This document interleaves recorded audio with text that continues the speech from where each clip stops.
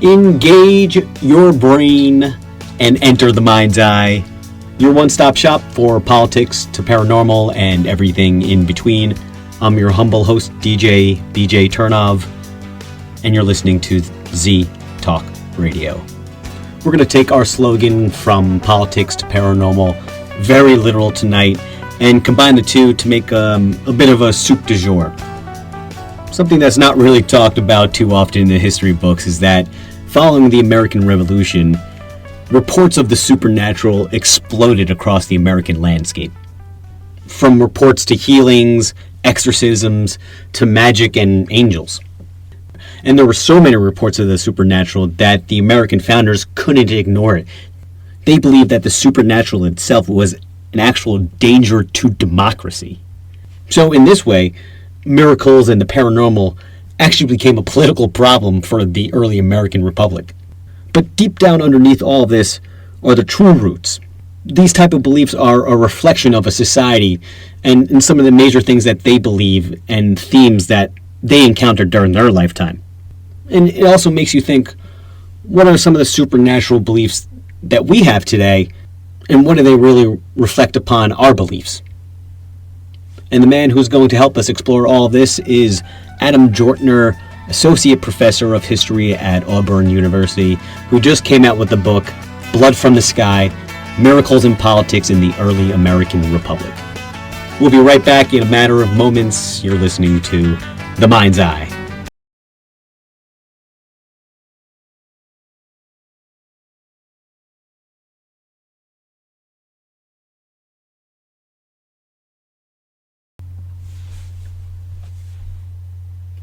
You may not think that the paranormal and politics positively mix today, but you might be surprised to hear about some recent developments. Senator Ann Rivers, I believe from Washington, she actually wants to see Bigfoot, aka Sasquatch, Yeti. She wants it recognized as the state's official cryptid. She recently introduced a bill in Olympia that would recognize the impact the creature has made, and of course she got this idea from a third grader who wrote her. And just a few days before that, the CIA recently released some files that revealed how the U.S. used psychics to spy on Iran when dozens of American diplomats were taken hostage in 1979. If you want the full articles, check us out on our social media websites. Our Twitter handle is @MindsEyeShow. Same deal with Facebook.com/MindsEyeShow. And fuck it, we decided to do Instagram so we can be one of the cool kids too. Same deal @MindsEyeShow. And just in case you get lost, it can all be found at our website, themindseyemedia.com. Professor Adam Jortner, with early stories of politics and paranormal from his book, Blood from the Sky, Miracles in Politics in the Early American Republic. The Mind's Eye returns in a matter of moments.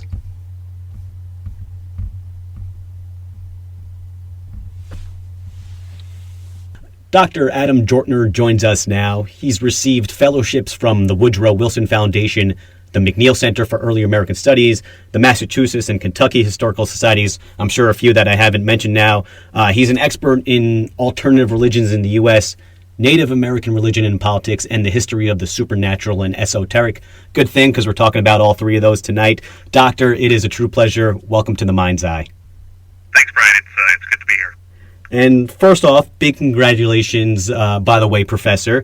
I see you've earned an awesome rating on RateMyProfessors.com, which I'm sure is the culmination of your entire career. How does it feel? Yeah, it's completely scientific, too. It's not just students who, want to complain getting on there and venting or anything like that. Oh, thanks, I appreciate that. I went through it, and I got to say the ratings were pretty good. I remember some of the ratings I put, couple decades ago now, or at least when it first started. So you're doing pretty good on the rating wise. Okay, well, I've been doing this for a while, so I'm glad. If you've been checking this in 2009, the ratings would not have been as strong. Thanks, it's good to know. Well, it always takes a few years to get wet, and I do have experience in teaching, but nothing college-wise. It was all elementary school, so clearly it's a different type of teaching, but I can understand where you're coming from. It takes a few years to really know what you're doing there. Yeah, I think it does, and I've been really privileged to. I mean, Auburn University has been a great place actually to help develop me as a teacher. So I've been lucky to be here. We're here to talk about your latest book, Blood from the Sky: Miracles and Politics in the Early American Republic. Just give a quick synopsis of the book and really why you chose to look at the early years of USA through this particular prism. Well, the book is about a really strange transformation of American religion and American politics that sort of go hand in hand. What I discovered is that in the early years of the U.S., from the beginning of the Revolution, 1775, to about 1840, the way that most Americans think about miracles transforms, and miracles become much more important in theology than they had been previously, and supernatural occurrences are suddenly spoken about in different and new ways. And a surprising number of Americans start, in some ways, sort of voting with their feet, and they start doing and practicing forms of magic and forms of divination that they hadn't done before. And I found a really strange sort of response, which is a lot of the political leadership in America condemned this, and they said, actually, it's dangerous to believe in the supernatural. It's dangerous to believe in miracles, and we need to sort of try to stamp this out. I guess it's okay. They thought the miracles of the Bible were okay. They didn't have any truck with them. But modern miracles, that was somehow off the table. And there's a real sort of a simultaneous development of people starting to take modern miracles more seriously, and a response that said, no, you can't do that. And this is happening at a period when everything in American life is kind of up for grabs. Right after the Revolution, there's tremendous transformation across the American culture, politics, economy, and religion. And I think this is a really important piece of how religion gets defined in America and how sort of church and state get worked out. We're going to talk about a bunch of examples from the book, and you talk about miracles. And how did you determine particularly what a miracle was for inclusion in the book? Did you have specific parameters and criteria that needed to be filled?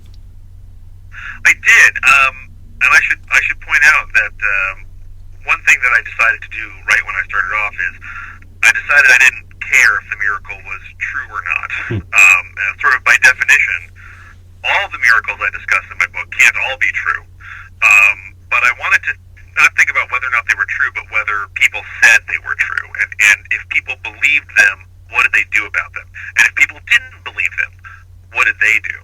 Because I think as a historian, the important question isn't was a particular healing or a particular exorcism valid? I don't know. I can't possibly weigh in on that. But I can weigh in on the fact that people talk about this exorcism in this way, or people claim that they saw this angel and they decided to form this church. So what I looked for cases of supernatural events that people talked about, usually in print, usually in newspapers or in pamphlets or tracts or sermons, but not always. Sometimes they just wrote about it privately.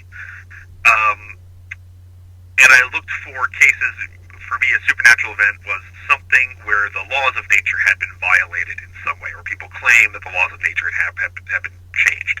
And I think this is in keeping with the way in which the theologians are writing about miracles around the time. The way people think about miracles has changed over time.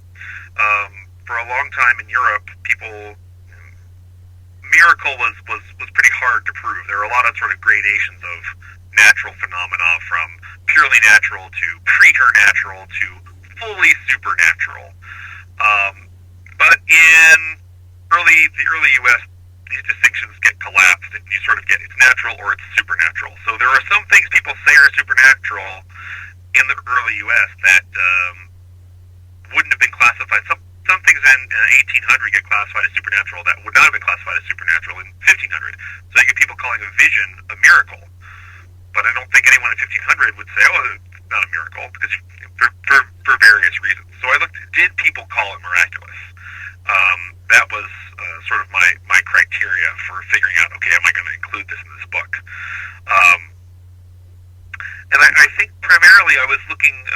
for not only how people talk, not just what happened, but also how did people talk about it, and then what was the response? How did people, respond to these claims? Your first name... Did that answer your question? I think I forgot the second half. Well, say what really turned you on to this, I guess, topic to talk about?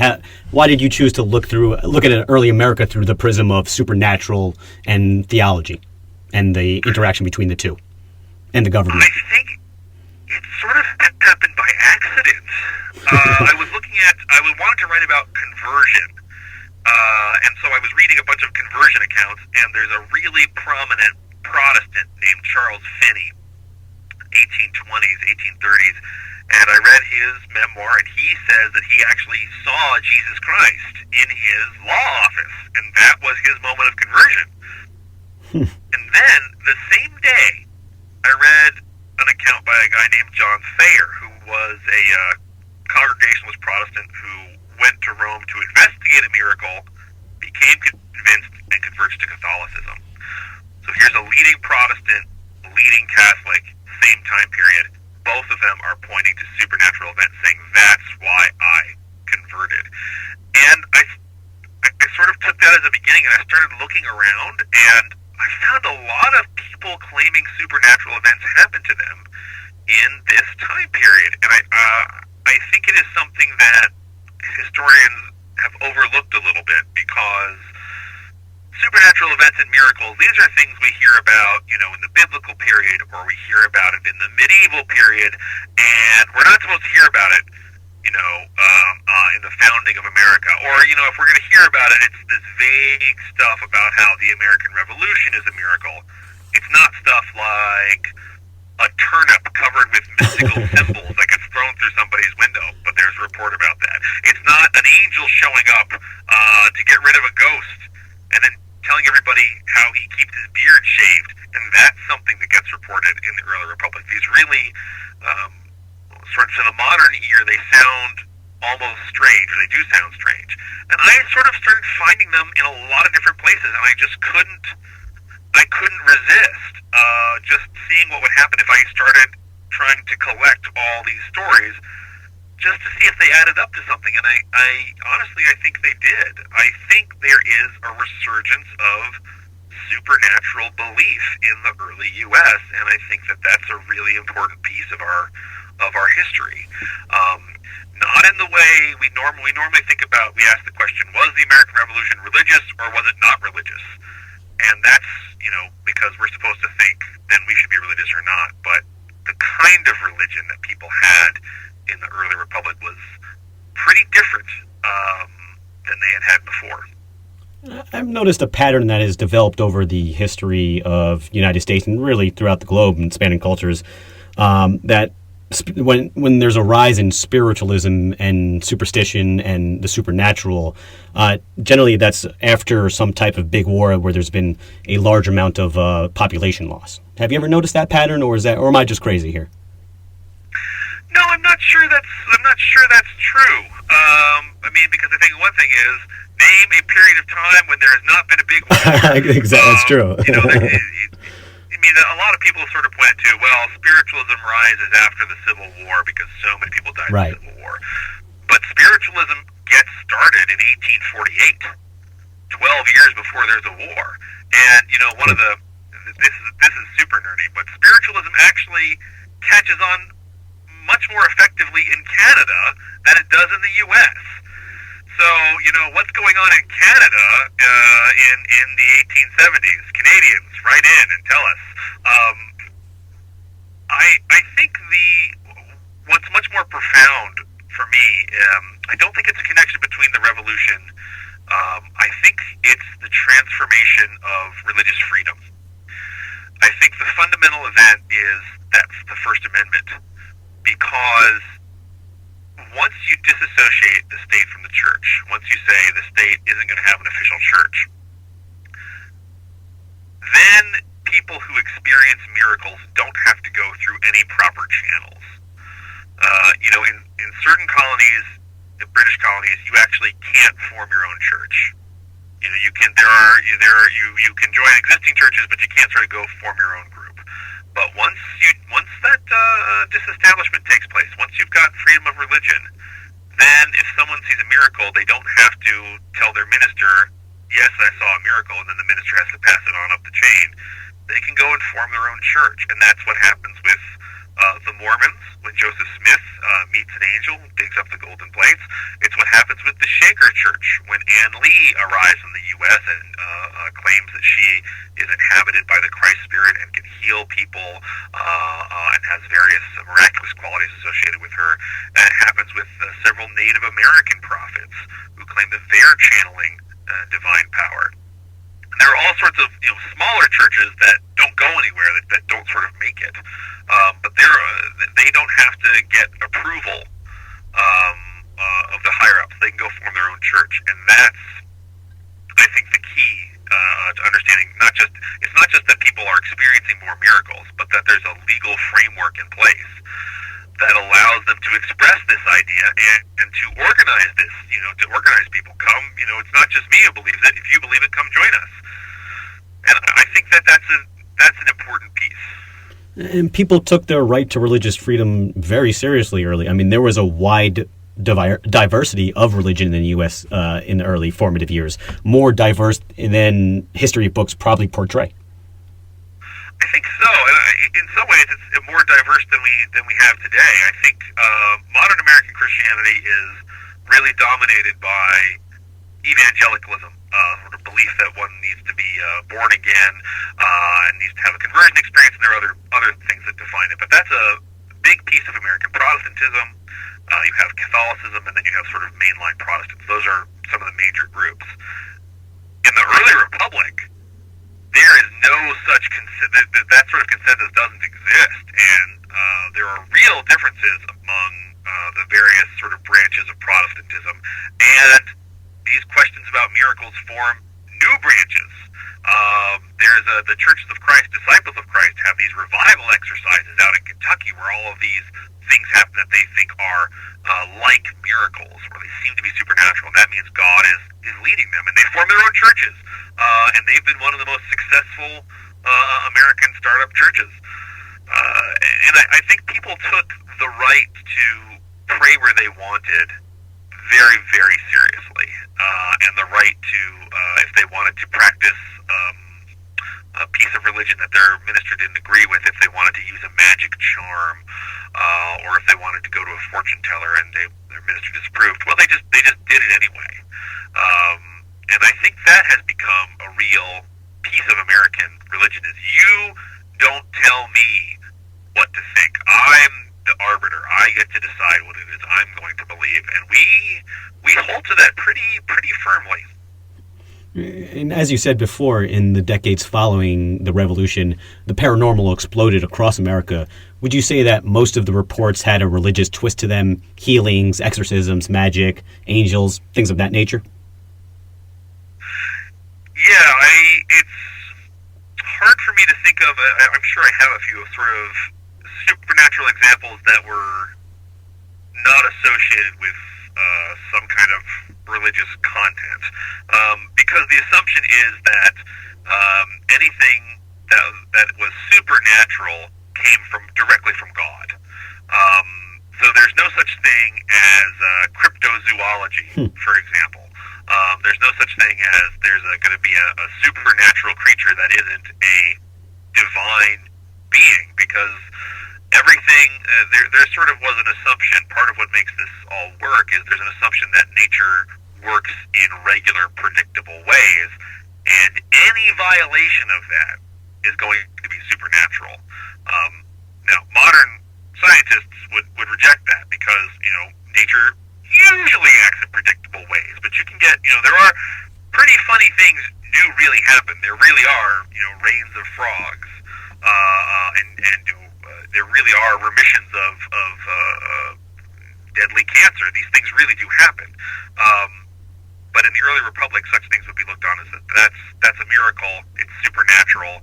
Therefore, it must bear some kind of message from God to us. So, even there's even one case at the revivals, the Cane Ridge revivals, which is where the Disciples of Christ, Churches of Christ sort of gets started. There's even one case where there's this unusual smell in the air, and it's sort of, they say this is a heavenly smell. It's come down from heaven. It's because to give us some kind of meaning. So it's not just a strange smell; it has some kind of religious meaning. What was the government's response to all these reports? I mean, like you said, there was so many that was going on. Did they even make an official response or a stance? What did they say? Well, there isn't a case where sort of the federal government stands up and says, stop doing this, but you do see sort of two things. One is some state governments make laws against things like fortune-telling or pretending to practice magic or treasure digging. A lot of magic in the early republic is based around sort of using magic to find buried treasure. And they do ban those things in places like New York and New Hampshire and Maryland.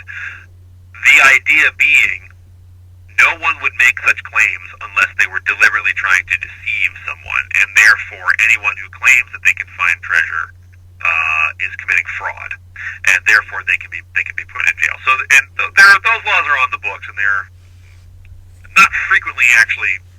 They're usually honored kind of in the breach. People don't really bring people to court for them, mostly. But what's more important is that there is kind of a rhetoric around the supernatural that says these things aren't supernatural, they're superstition. And superstition is dangerous. Religion is great, right? Everybody loves religion, but a lot of thinkers and writers and playwrights talk about how superstition is dangerous to a republic, because what's superstition?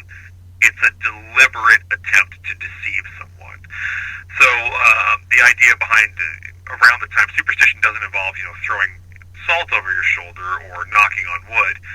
Superstition is actually to believe in something that's wrong, and it's sort of decided by some writers that any modern supernatural must be wrong because, of course, they claim that all supernatural events, all interventions by God into the world have sort of ended with the closing of the New Testament, closing of the canon. So there is a rhetoric that says to be superstitious is to deliberately hand over your beliefs to someone who's a criminal, a con man, and that's bad for the Republic.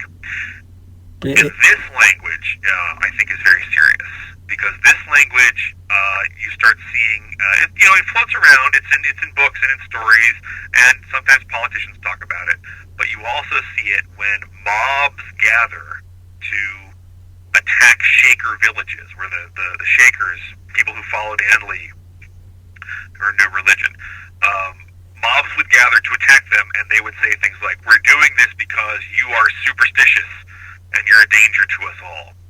Or when mobs gather to attack the Mormons, they'll say the danger here is superstition. Or when organized militias march on Native American prophets, they say the problem here is that these people are superstitiously following a false prophet, and they must be silenced. Not because the prophet is religiously wrong, but because any belief in the modern supernatural is following a con man. It's a secret attempt to sort of ruin the state. And particularly, this is particularly true of the Mormons, in part because the Mormons are so successful as a religion, and the response by the state is correspondingly larger. But when the U.S. Army marches on the Mormons in Missouri in 1838, the Mormons surrender, and the general in charge of the militia actually accepts their surrender and says, I have come here to relieve you of the bonds of superstition so you do not worship a man. I'm actually, by breaking up your religion, I'm actually doing you a favor because you're superstitious and you've got designs upon the state. So I think the language of the language of superstition is much more important than the actual laws, because it is sort of used to whip people up into a frenzy and to sort of shut down religious expression. And you just alluded to a mob mentality. Why is there such a intersection between violence, religion, and superstition? Good question. Say that again, Brian. I want to think about that. Well, how about this? We're going to come back. How about this? Let's take a break. We're going to come back to that. I'm going to ask that question, but under the guise of an example that we're going to use from your book. We've painted a few broad strokes here. Let's just take a quick break. We'll be right back with Professor Adam Jortner in just a mind's eye moment. We're back on the Mind's Eye. We're with Dr. Adam Jortner, and we're about to share some stories from his latest book, Blood from the Sky, Miracles in Politics in the Early American Republic. And before we were talking about the government's response, and we left off talking about violence, the intersection between violence, religion, and superstition, and we're going to come back to that with an example. But before we move on to specific ones, what about the big boys from the early formative years? George Washington, John Adams, Thomas Jefferson, Ben Franklin. I mean, what did they say publicly and privately about superstition and the supernatural? Great question. And I always get this question. I always love to answer it, but I always find we Americans we love the founding fathers so much, and sometimes I wonder if we love them because we want to hear them say stuff we already believe, which is why there's sort of a cottage industry in taking what the founders had to say and cutting them up. And I think the great example to me is John Adams, who at one point essentially says America is going to be founded as a religious country, and a lot of times can see his quote on that sort of cut out. But he goes on to say, and one where there is no miracle or mystery. And he was making a distinction there. Adams thought that, sure, of course religion is going to inform what Americans do. But he's actually taking a swipe at some kinds of religion by saying, people who believe in miracles, people who believe in mysteries, this sort of thing has no place in our republic.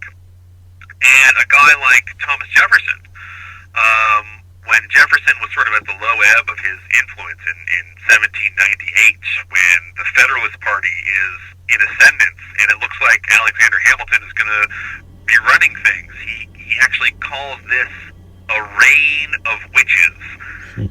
That he says Hamilton has cast a spell over the voters. And of course he's not saying Hamilton's really casting a spell, but what he's saying is Hamilton's a charlatan. He is sort of weaving a spell. He's making promises to the people, and that's what witchcraft is. It's just convincing people that a lie is really the truth. And he says we're going to see this reign of witches pass over.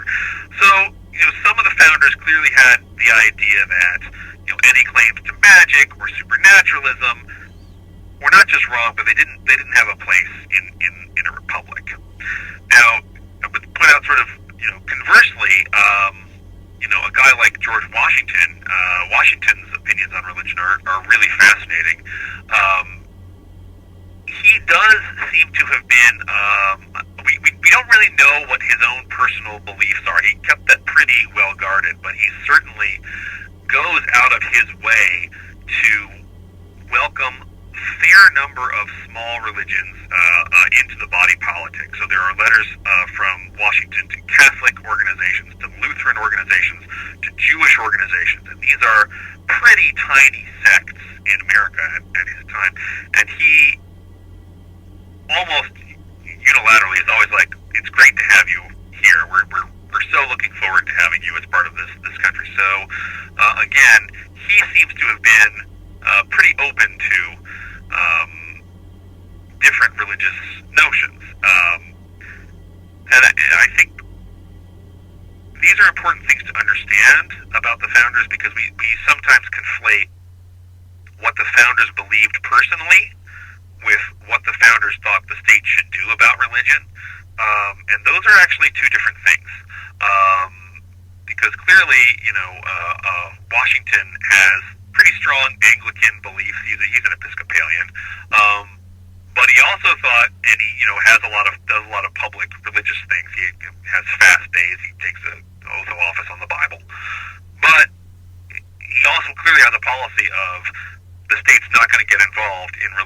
questions, and you in the state, if you're a religion, you're gonna be part of our experiment too. Whereas Adams doesn't quite seem to have also a very religious guy, seems to have more qualms about that. So, for the most part, the heavy hitters, I think, don't specifically come down on one side or the other, but they offer suggestions that I think sort of illuminate the general picture. What about you, Adam? I mean, your first name has a religious influence. Personally, are you a religious man? Do you believe in miracles? Well, I always avoid answering that question. I avoid answering it because I don't want someone to say, oh, well, he just wrote this because he's religious, or he just wrote this because he's not religious. I mean, because my goal in writing this book wasn't to tell people how they should think or how they should believe. It was to sort of say that we need to take religious beliefs about this stuff seriously. To say that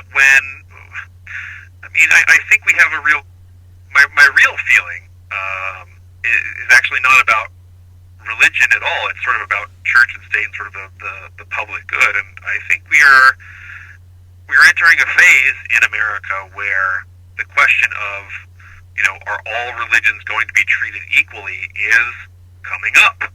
People are starting to say, no, they can't be. And one way around that is if you define a religion not as a religion but as superstition. If you say this religion isn't really a religion, it's just a joke, it's a trick, and it's out to get you, then suddenly it becomes okay to say, well, then people who practice this religion are bad, and they don't need to be part of the body politic. And my point is that that's sort of inherently, that's a trick in and of itself, right? So if you say, well, that's not religion, that's superstition, so we can do whatever we want. Well, that usually means that there's going to be discrimination. And, in the case of Mormons and Shakers and some other groups, that had pretty foul consequences for them. I think that my real feelings are, if people claim, whether or not someone claims a miracle or whatever religious beliefs they claim, that's one thing, and we don't need to investigate that in order to give people certain rights. I mean, that's I'm getting a little bit I get a little bit worked up about this stuff, but the idea that whether or not our claims are true affects whether or not we get to have the same rights and protections as everybody else. I don't buy that, and I think there's a sense in America that certain people, if you have a true belief, then you've got one set of rights. If you have a false belief, you've got a different set. I don't buy that, and I don't think that I don't think the founding fathers did either. So here I am using the founding fathers to justify what I have to say. It comes full circle, but I couldn't agree with you more, and quite frankly, you're preaching to the choir, at least on my end. But let's get back to the book here. Well, can I jump in for a second? No, please do. Yeah. Let me jump in with one more thing, and I want to point out that this is not, I don't think this is necessarily where you can break it down to sort of liberal or conservative, because, there are people who criticize, people who go to faith healers or people who go to fortune tellers and say this is not acceptable, and this belief isn't okay. And of course, there are people who say that Islam isn't okay, that it's not really a religion. And I think both of those are wrong. And I would like to see us take a step back and say, let's focus on what people do, not on what they believe, because ultimately, what people believe is has to be within them. From my understanding, the documents that formed this, official country now, is all inclusive. So that's just my reflection, or at least my interpretation of the Constitution. So, but let's get back to the book before we go too crazy and digress. Let's start. Sure, let's get back to the good stuff. Right, exactly. Let's not piss off half our audience at least. But Let's start with the title of the book, Blood from the Sky. What event is that referencing? It's back at the Cane Ridge Revivals in 1804. A guy named Richard McNamara, who was part of the revivals, he later becomes a Shaker, has this fascinating spiritual journey, and he actually mentions he's writing a history of the revivals, and he says, and there was a case in Ohio where blood came down from the sky, and people have collected it, and they've still got it. So he was telling people, not only did it rain blood, but we collected it. When I sort of heard about that, I kind of knew I had my title, because I wanted not only to talk about fascinating events, but what was really important for Richard McNamara writing about it was they collected it. And these miracles that people talk about, they're always focusing on their senses, on their sense evidence. And, of course, they believe that sense evidence can never be fooled. But there's a lot of these miracles of the time where people are stressing there are physical evidences. This didn't just happen in my mind. So they collect the blood. In the case of that the angel that gets rid of the ghost and he shaves his beard, they actually collect some of the beard. Particularly when people talk about, I used to feel this way, but you can look at my limb that has been cured, and of course, very famously, the golden plates of the Book of Mormon have witnesses, and the witnesses say we saw them and we felt them. So this is sense evidence, everybody. So to me, that the blood from the sky and collecting it, that's what an 1804 miracle really means. Now, witchcraft might be the most prevalent of reports throughout U.S. history, even up till today. I mean, the most popular, of course, the Salem witch trials, which occurred 75 years almost, before, 3/4 of the century before the Revolution and even the official formation. And really, this fear spans time and the globe. What is it about witchcraft? Why does witchcraft and magic, why does it so fearfully resonate today? That's a great question, and there's a great historian. You should buy my book, but then after you do that, you should buy Owen Davies' book, America Bewitched. And one of the things Owen Davies has pointed out is that actually 19 people are killed at Salem. More people are killed for witchcraft after Salem than are killed at Salem. Not necessarily by courts, but people go out and lynch other people on suspicion of being witches. So it's something that still resonates in the 18th century and in the 19th century, sort of the fear of witchcraft, fear of evil magic. One thing I think that's really interesting about witchcraft reports are hard to find in the early republic, but you still find them. In 1795, there's a case in Maine, and in 1822, there's a case in Virginia, and you will find sort of studded along American history people who think witchcraft has occurred. But what's really interesting is, of course, in the 19th century, courts don't prosecute witches. Witchcraft has ceased to be a crime for the state. So what happens? Well, people take the law into their own hands. And in the 1790s in North Carolina, people thought a young woman had been going around transforming people into horses and then changing them back, and they actually torture her to get her to confess to witchcraft. And what does she do? She turns around, she sues them for assault. So it gets sort of legally, it gets very complicated and very muddy, but people still believe that there are witches out there who do mean them harm, and probably not surprising in the American Republic that when this becomes a problem is when lots of people start to believe that, and then they all get together, and then they go out to sort of find this whoever they think is a witch. I'm going to come back to that question from before the break. Witchcraft seems to highlight the connection between violence, religion, and superstition. Why do these three always seem to intersect?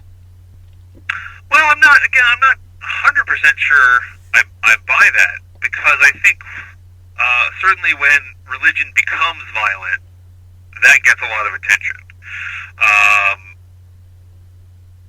And I certainly, I don't want to say that sort of religion always incites violence, because it obviously doesn't.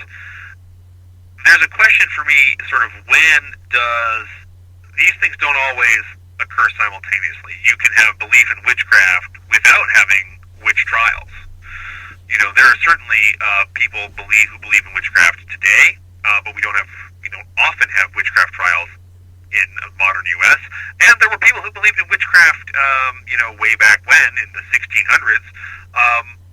But witchcraft trials don't always result in prosecutions or executions. There are actually lots of witchcraft trials where the judge says, nope, this is not witchcraft, or where the judge says, yep, it's witchcraft, and the punishment is, lashes instead of hanging.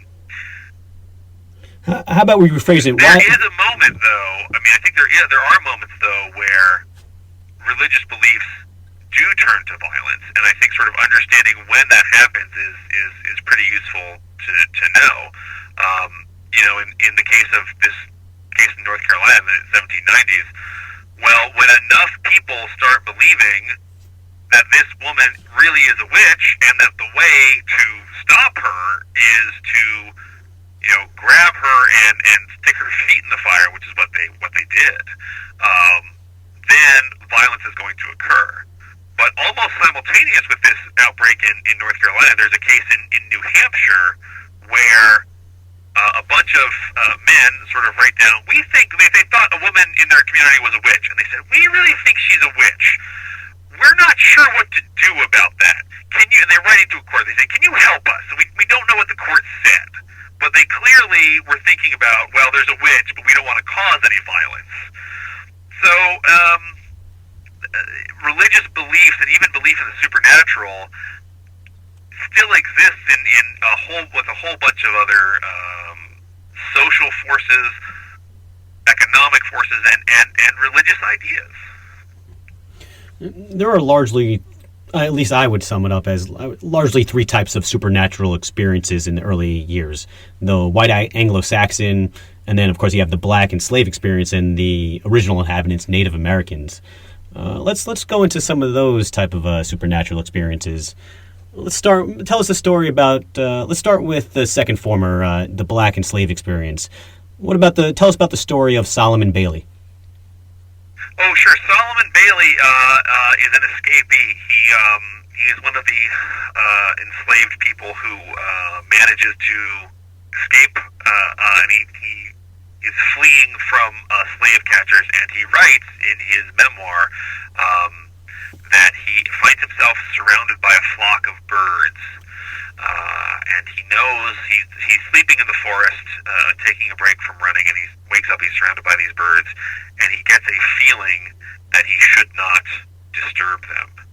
And he actually sees the slave patrol walk right by him, and they don't see him. His interpretation is that God has sent these birds to him and that they are keeping him invisible, that he is being supernaturally protected from capture. And Bailey survives his ordeal. He escapes, and then when he writes his memoirs, this takes a prominent place. And he's very open about this. I think that reading slave narratives and folklore from African American communities that was gathered in the latter half of the 19th century shows that there are a wide variety of supernatural beliefs in African American communities, both free and enslaved. And what I think is really interesting is that these people had sort of long been paying attention to these supernatural beliefs, and there's sort of a cottage industry among historians and other scholars of sort of, well, which beliefs come from Africa and which beliefs are sort of indigenous to the Americas, and that's really fascinating stuff. But I don't think people who believe those things sat down to say, well, now let me think about which of the what the origins of these are. These are simply part of their world. And the other thing I found really interesting was these beliefs, of course, aren't limited to the African American population. that we have pretty good evidence that white people would go to see African American conjuremen and conjurewomen, that is to say, sort of fortune tellers, spiritual guides, conjures sort of being the magical arts of African Americans in North America. There are different ways to define that, but that's an okay thumbnail way to just sort of have it. And white people absolutely go to them. And P.T. Barnum, he of the circus, writes in 1865 about he says, I know there are a lot of slave refugees who have made it to New York, and he says, and I know that there are white people going to see conjuremen and conjurewomen in New York. So essentially saying, please don't tell me that white people believe one thing and black people believe something different. So this is definitely a tradition that's very distinct from what white Americans are doing, but it's also shared. That white Americans see this as a form of magic that they want to get their hands on. They want access to it. And in fact, one of the ways in which African Americans in free states get paid is some of them are fortune tellers, and they trade on the assumption that they will have supernatural powers that whites don't have access to. Were there major differences between the type of stories reported from the white and black communities?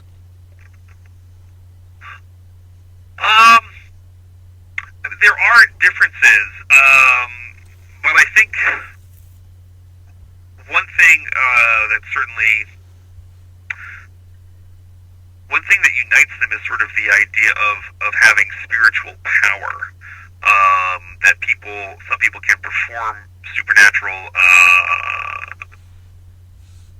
People who can sort of perform supernatural feats are specially marked by God or by angels or by spirits somehow. I certainly think there are going to be beliefs that are more prevalent in African American versus sort of European American neighborhoods, but there's a lot of similar activities and behaviors. So I think it's Henry Bibb who goes to a conjure doctor and gets sort of a frog bone to go make someone he loves love him. He finds it doesn't work, and so he ultimately becomes one of the Christians who says there's nothing in this.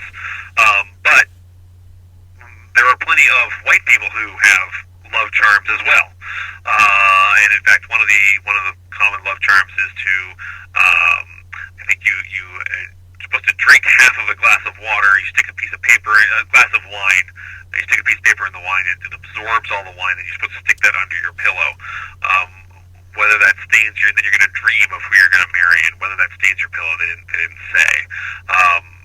But sort of this charms and charming are actually pretty consistent across both African American and European American circles.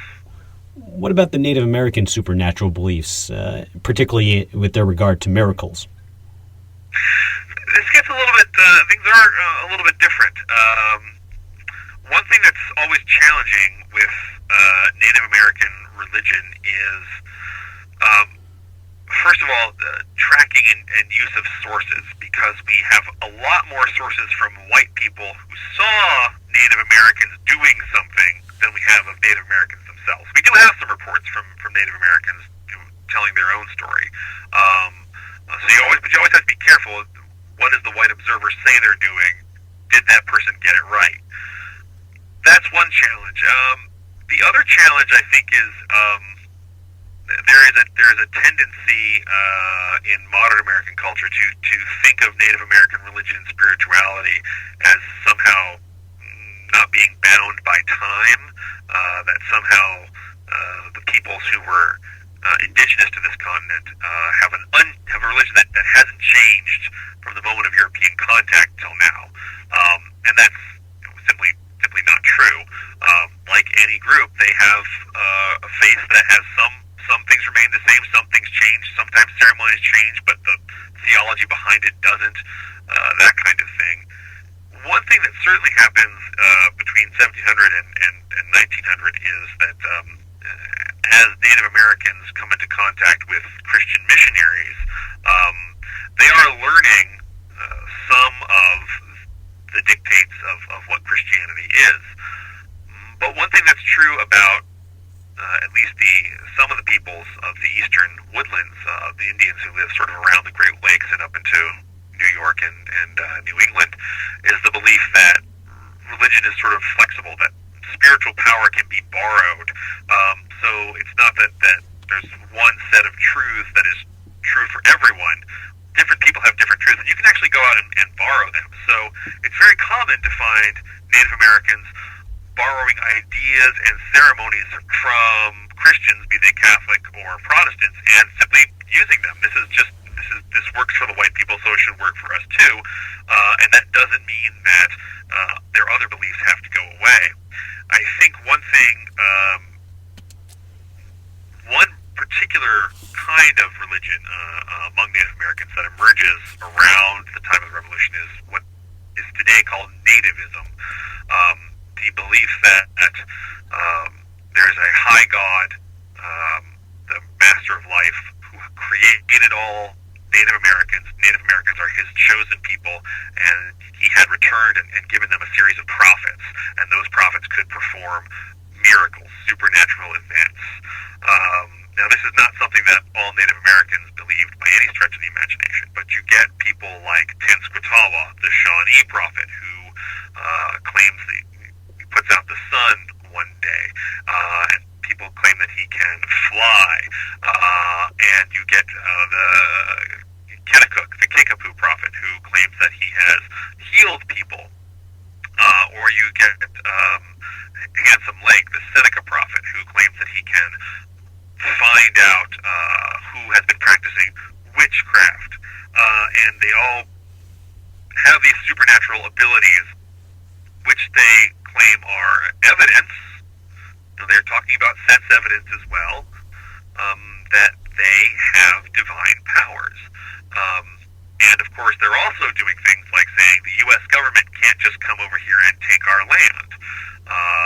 And the sort of politics of Indian removal get very much bound up in the language of superstition, right? We have to get rid of these Indian prophets because they're dangerous, they're superstitious, they're making the Indians, believe in something that's not true.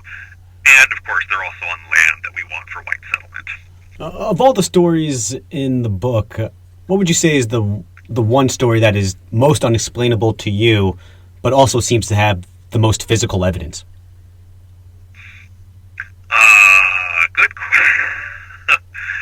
Good question. I think I have favorite stories, but I don't know that I sort of sat around and said, "No, this one seems to be the most plausible."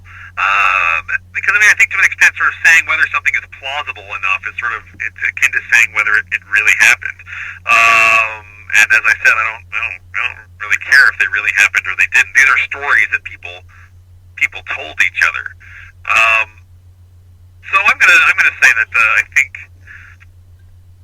I sort of had I think I had two favorite stories that I came across, and neither of them gets a lot of play in the book. Because I think they sort of didn't. No, they're not major players in the book. But anyway, here's the good stories. In 1796, there's a haunting in a place called Livingston, Virginia, which is now West Virginia. And this is some people may have heard of this. This is the story of the Wizard's Clip, and it's called Wizard's Clip because they thought magic was happening there, and this ghost or whatever it is clipping holes in a piece of fabric. And Livingston is where it's taking place, I think. Oh, shoot. Well, you have so many stories. I'm going to have to take this one again. Anyway, so there's a place in West Virginia now which is called Wizard's Clip, and the Livingston family is experiencing a haunting, and people are bringing in, whenever people bring cloth into the house, they find that little holes have been cut in the cloth. And they call for a minister to come, and the minister can't do anything. And they call for sort of a conjure doctor to come in, and the conjure doctor can't do anything. And finally, as their last chance, they call in a Catholic priest. And the Catholic priest comes in and performs the exorcism, and the ghost goes away. And this angel shows up, apparently, and they talk to the angel. And what's really interesting is that the Livingstons become Catholics. That this experience of having a haunted house and then having that haunting go away, leads to a very heartfelt conversion. And the only reason we really know about this is that several decades after it happened, another Catholic priest got really interested in it. He sort of went around and investigated it, and his goal was to prove that it didn't happen. But he says he becomes fully convinced that it did happen, because he says there's all this various physical evidence, and I got good witness testimony and so on and so forth.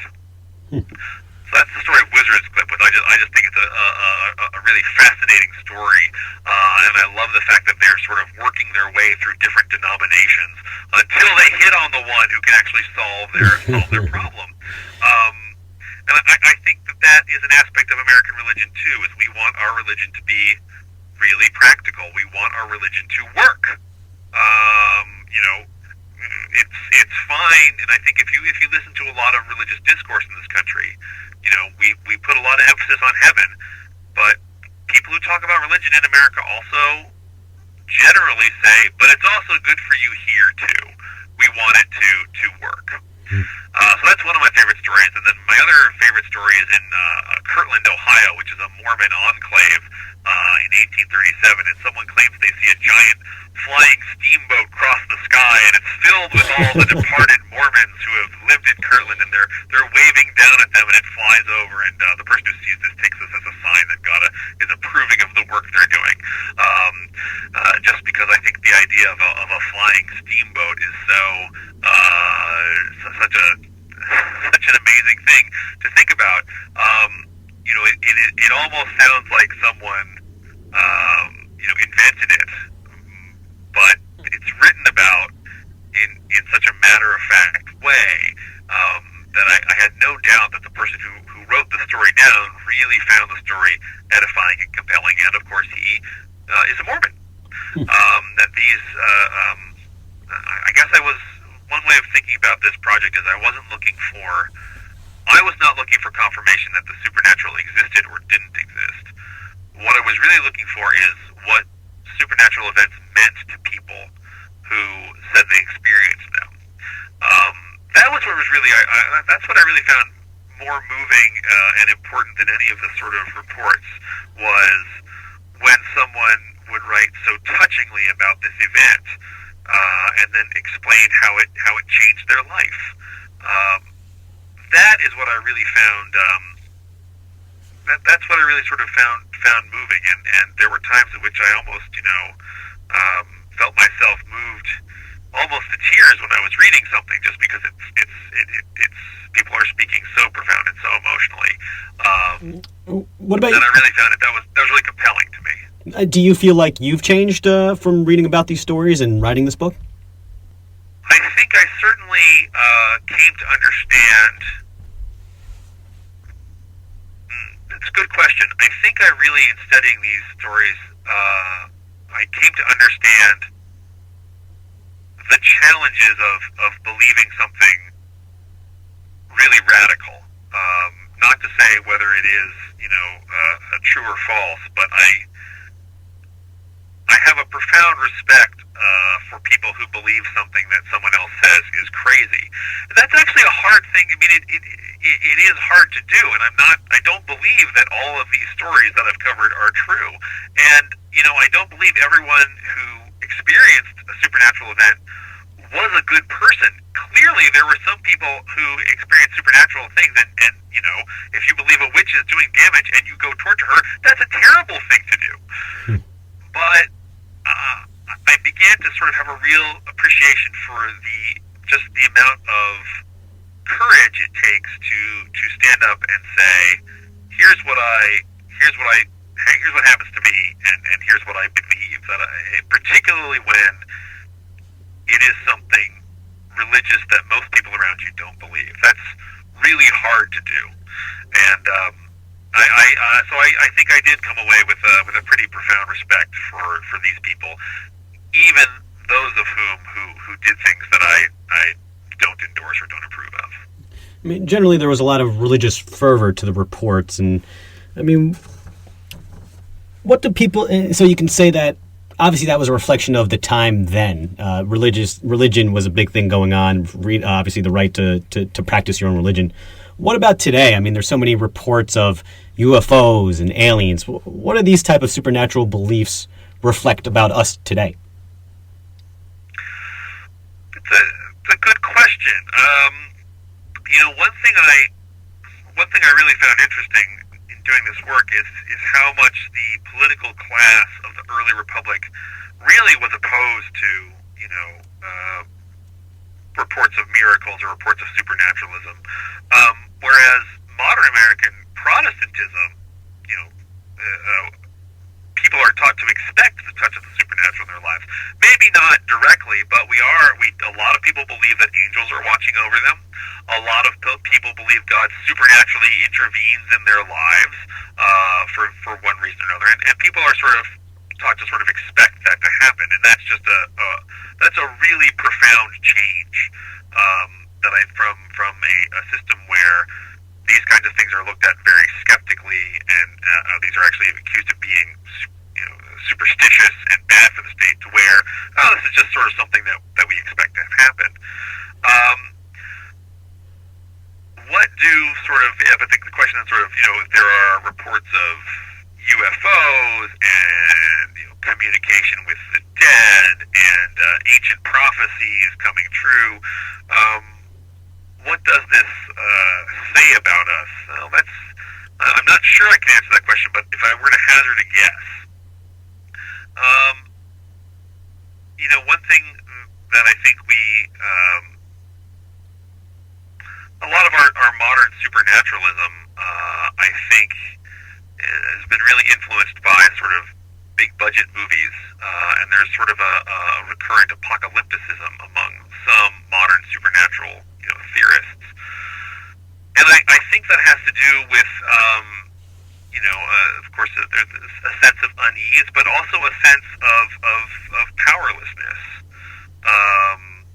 that I think people are worried. But I also think that it also talks about, boy, we wish there were easily definable qualities of good and evil. I certainly think that's true. I also think sort of modern supernatural, there's sort of mild supernatural, and then there are people who make the case for the existence of Bigfoot, or the existence of Atlantis, and so on and so forth. And I think that those beliefs, we have a real urge about proof. We're really obsessed with proof. That is to say, we have to be able to prove something beyond a shadow of a doubt. And I wonder about that, because I think at one level, the way most of us look at religion, it's not something that can be proven, definitely 100%. It takes an act of faith, or at least that's how some people would describe it.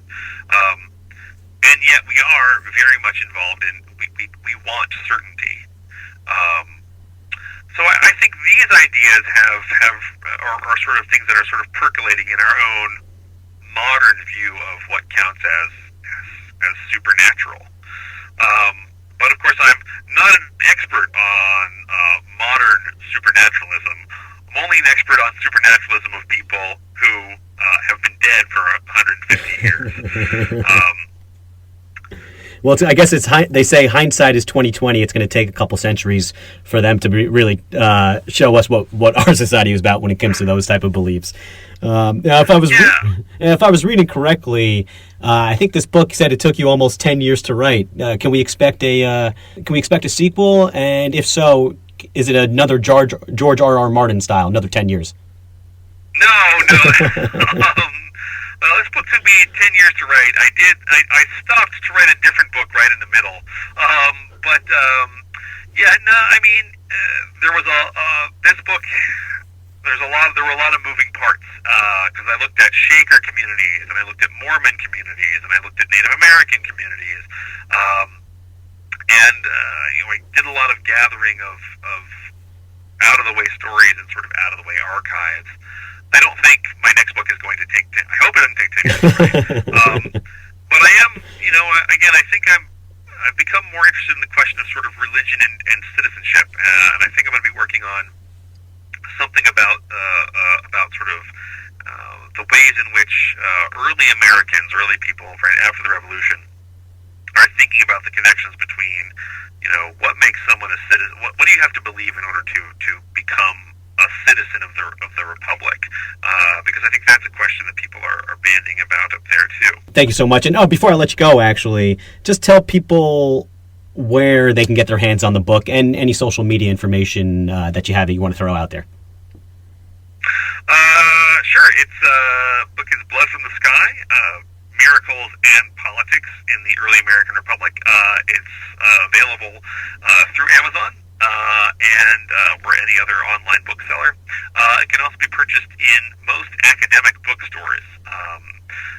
But because this is and I should probably warn people, you should go out and buy this book. But this is it's an academic text, so there is gets a little dense at times. If it's getting a little bit of a hard going, just skip ahead to the next chapter and there's some good. See if you find some good stuff in there.